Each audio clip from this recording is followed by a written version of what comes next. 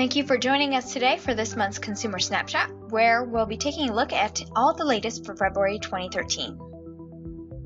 Now this month we'll dive into three areas.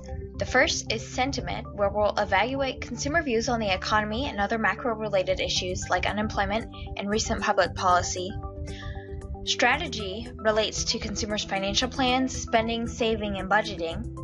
And finally, we'll wrap up this month with a look at our latest discovery from Prosper Insights and Analytics, specifically evidence that supports happiness as a leading indicator of key economic markers. First up is a quick look at confidence. This is a 13-month view of consumers who are confident or very confident in chances for a strong economy. Now, as you can see, this indicator rose year over year as well as month over month, which is interesting given the payroll tax increases as a result of the fiscal cliff deal.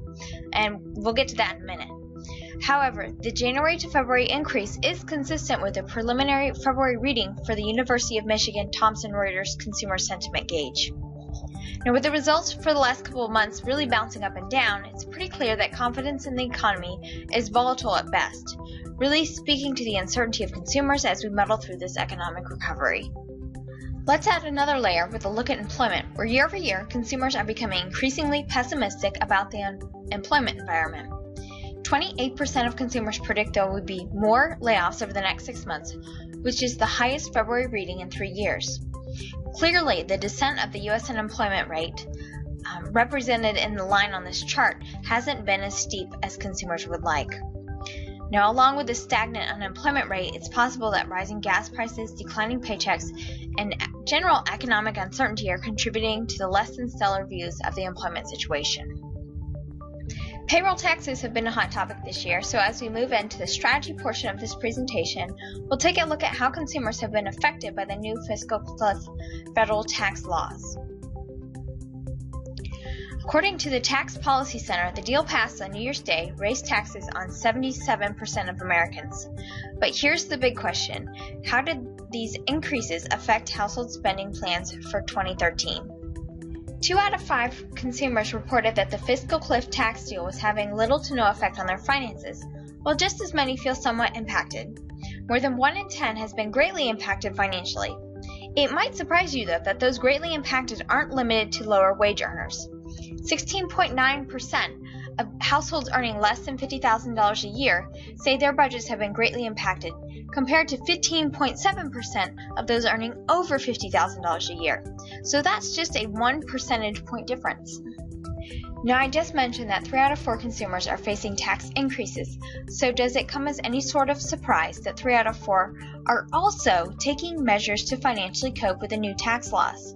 Displayed here are the top 5 ways consumers are trying to make their budgets work in light of the fiscal cliff tax laws. The priority is spending less overall, followed by watching for sales more often, reducing dining out, using coupons more often, and spending less on clothing. Those earning under $50,000 a year are cutting back at a greater degree than those earning above that level. Now, for more on consumers' financial plans and spending attitudes, be sure to click into our Consumer Snapshot Insight Center for the latest insights. At this point, we've discussed how consumers have felt on macro issues and how they're adjusting their finances, but let's see if happiness may be playing a role in economic outcomes. A new discovery from the Analytics Unit provides support that happiness is a leading indicator of key economic markers such as government housing starts, industrial production, real income, employment, and real retail sales.